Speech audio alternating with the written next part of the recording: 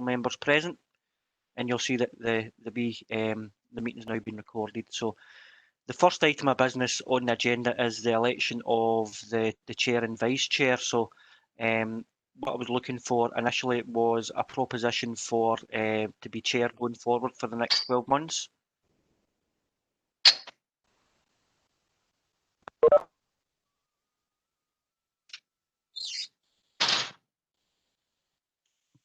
Is it not custom at this point that somebody for the trade union side would move Marie Quigley? Yeah, I was just about to say that. I'm just about to do that just now. I was on mute, sorry.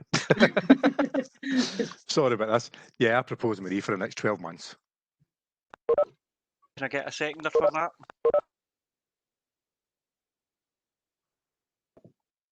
The second. I'll second it. Perfect. Right. Perfect. Thanks. Got that, John. Going forward, in terms of the vice convener for the next 12 months, can I get Can I propose Councillor Duffy? Can I get a seconder for Councillor Duffy as vice chair? I'll second that, Mark. Cheers. Perfect. So going forward for the next 12 months, Marie Quigley will chair the GICC and Councillor Duffy will be the vice chair. We'll now move on to the actual business of the meeting. In the absence of the chair and vice chair, can I get a proposition for someone to chair this afternoon's meeting? Councillor Brandon McVeigh moves to chair the meeting. Perfect. Councillor Brandon McVeigh, can I now leave it with yourself? Yeah, if committee is happy to have me, I'm happy to take us through. Good afternoon, colleagues. I hope your work colleagues and your families are well. Any declarations of interest in terms of ethical standards in public life?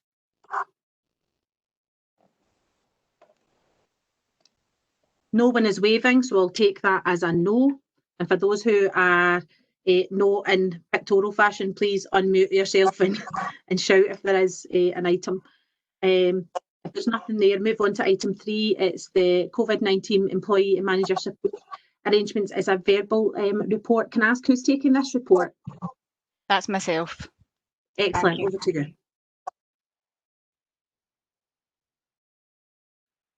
That haven't met me or haven't seen me in a while, probably the latter for a lot of you. I'm Jennifer Hardy, I'm the Employee Service Centre Manager, and Fiona has been called to an urgent gold meeting this afternoon and has asked for me to do the input on item 3, and then it'll be Fiona Duddy who will be doing the item 4 as well. So just a verbal update with regards to this. So since the lockdown in March, it's been a very challenging time for our team, but also obviously for all the teams across the council. Responding to government decisions and changes to how we work has meant a need for our staff to be communicated with clearly, consistently, and ensuring we reach them at home or out on the front line. Key to this has been regular meetings with our trade union colleagues, both to discuss and agree guidance and communications to staff, but also to ensure a consistency of application of the guidance across all services. Our trade union colleagues have been paramount in raising issues where there have been challenges with consistency and allowed us to respond proactively to resolve these together. There have been numerous papers to committee on the work we've been involved in, and most recently the review and recovery papers to policy and strategy last week. So today we just chose to give some verbal updates on the work that's been occurring over the last 6 months in conjunction with our trade union colleagues. We will continue to meet with them regularly to discuss issues as they arise, and we'll seek to bring further papers to future GCC meetings. So in terms of the employee and manager support around COVID-19, we'll start with the MyNL website, which launched in November 2019 and is the one-stop shop for all information for staff and managers of an HR nature. It can be accessed anywhere on any device and signposts to other helpful portals, including Workwell, NL and NL Life. We're very excited to have MyNL in place, as it allows us to have lots of additional guidance, easy and quick guides and infographics, as well as videos accessible to all staff. At no point in November 2019 did we consider that just a few months later this website would be an essential part of communicating out to our staff who were now fully working at home, managers who were no longer sitting beside their teams, and frontline staff who were socially distanced, wearing PPE and trying to work in very challenging situations. We created specific manager and staff guidance pages related specifically to COVID-19 and what they needed to know and do. And these pages have had over 55,000 hits in the first month of their creation back in March. And there's been almost 300,000 hits on MyNL since it launched in November. We have a latest information section which highlights what is new on the pages, and we send regular manager and staff announcements to all staff to highlight key updates. Managers are asked to disseminate relevant information to frontline staff, and they are encouraged to check out MyNL on their phone, tablet or other device. We've also pushed out some key iTrent developments and encouraged more use of Myself during this time. We've asked all staff to update their personal details on Myself, especially emergency contact information, so that this could be accessed by managers as required. We've also just launched the new time and attendance module, which allows staff to record flexi time on Myself and replaces the clock in and out office terminals that have obviously not been accessed over this period. We've also developed some quick guides to help staff claim expenses and flu jabs, as well as expenses related to home working. Further developments on iTrent are due shortly, including Chatbot, which is the app-based development where staff can clock in and out, request annual leave or other leave, and view their pay slips and other details via a secure app. This again increases accessibility and ease of use of Myself and helps both managers and staff communicate remotely. None of these digital developments take away the need for managers to link directly with employees, be it face-to-face or virtually. And Zara's team, Zara's on the call as well, have done a large amount of work to ensure managers are well equipped to engage with staff in their new environments and with the new ways of working. It's also been very important to ensure the well-being of our staff has been carefully considered and supported. And Zara's just going to touch on a couple of elements related to that, just as I pass over to her as part of this item. Thanks, Zara. Thank you, Jennifer. Good afternoon, colleagues. Yes, I think it's important that there have been a couple of reports to committee recently on programmes of work 61 and 64 around both learning and engagement and wellbeing. The team have worked really hard in the COVID response to make sure that we've been able to provide flexible learning where that traditional face-to-face learning isn't available. We've done that through using virtual platforms and delivering interactive webinar sessions. And just as at today, it's Learning at Work Week this week. You may have seen we've had around 1,000 employees have actually booked on to our webinar sessions, and there is an appetite to connect with colleagues and to continue their learning. The content of these has been around, resilience, managing your remote teams, and wellbeing topics as well. So they have proved to be really, really popular. And we have also continued to deliver learning for statutory roles in virtual ways that's recently been approved, such as examples through the Child Protection, the Adult Protection Committee, for roles that they needed to deliver their roles and to remain competent. So lots of work going on in that area. Thank you, Jennifer. Thank you, Zara. So that concludes item 3. If there's any questions or comments, happy to take them now. Councillor McVeigh, can I ask Jennifer a number of questions? Of course, please feel free. I noticed there was nothing in the chat bar, but if you just, John, on you go. Thanks very much. Jennifer, you're saying that the comms communications was working well between the management with regards to COVID, but and it's an issue I've raised with Ross this morning, and I think he's taken it away to go, but I think it's important that everybody here has a kind of picture, an analytical picture of what happened in the DL building a couple of weeks ago when there was an outbreak of COVID in the 4th floor, which basically houses the home care and the community alarms, etc. A number of other members, one particular, sent me quite a detailed email of what happened, and she was off on annual leave, and she was due back on the day of the evening of the breakout. She was told by a manager that she had to come into work, even though she's been working at home, which I struggle with a wee bit because I know our fallback position is work from home if you can, and it's the Scottish Government's guidelines on that. But she was instructed to come into the work. She was on holiday for 2 weeks, so she was unsure of what was happening, albeit she had kind of off the record discussions with one of our colleagues who said, I think there's something wrong in the situation in the L building. She went into her work, she contracted the virus, she gave it to her husband, who's self-employed, who was quite ill with it, and she gave it to her 2 children. She's on now saying, John, we found out about this outbreak in BBC Radio Scotland at 8 o'clock in the morning. Because of that, I have raised this with Ross and with Eamon Taylor, but we need to get better communications. And I know that this was our first major outbreak, but there are going to be more, or there's a good chance of them being more. So we need to be sure that we are protecting the workforce, the duty of care, because we had situations then, when we looked into it deeper, that the 3rd floor didn't have a photocopier. So the social workers on the 3rd floor were going into the 4th floor to photocopy. They didn't sign in and they didn't sign out. So the test and trace was difficult and it was complicated. And also the 4th floor, the toilets were getting refurbished. So the management told them, just go down and use the toilets on the 3rd floor. We can't have that.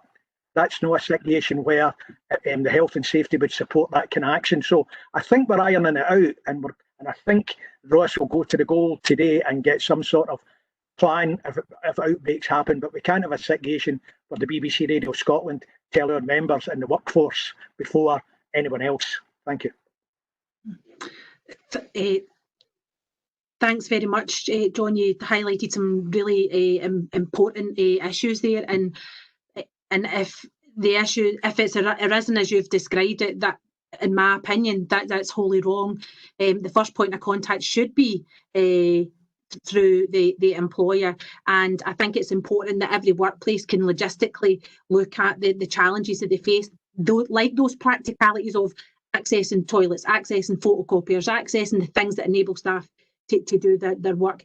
So can I ask from the officers present, who would like to respond to this? Obviously, Gold will be looking into this, but who would like to respond on behalf of AHR regarding the direction and support that managers will be given to ensure that robust protocols are followed in the future? I can do that, Councillor Bannerman. So, Thank you. John, I would absolutely agree with you. I think there's a number of points there that you raised that are absolutely correct and helpful, and we've been working with the trade unions since that outbreak to try and work through some of those things. The default is still work from home where you can, and that is something that we have addressed with the management within the DL in terms of how that was handled, and we've talked to them about that, and you do know that. But also since then, I think it's quite important to note that that was the first office outbreak that we've had, and there's been a significant amount of learning, both from management and from HR and trade unions as well, about how we go about tackling that type of thing. First of all, to try and avoid them in the first place, which we had a lot of measures in place to do anyway. And I'm sure Fiona Duddy, when she talks about the health and safety requirements in item 4, will pick up on some of that. But also, how do we actually deal with it after it does happen?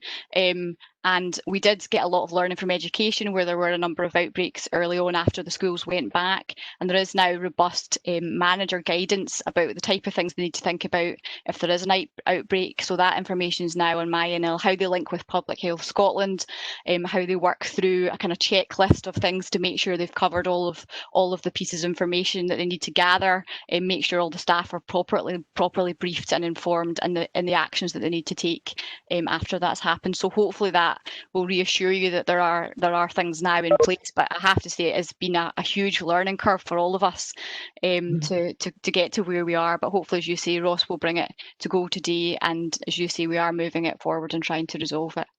Hopefully that helps. John, are you content with that? Do you need any supplementary?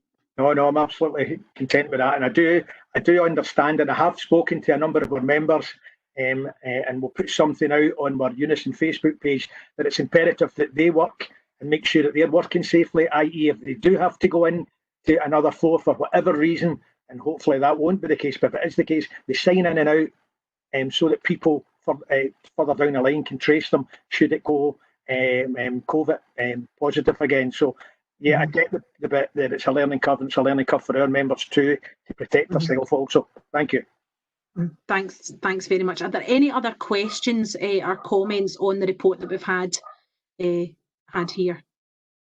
I'm not seeing anything in the chat bar. I'm not seeing anybody frantically waving. So thanks very much for that, Jennifer.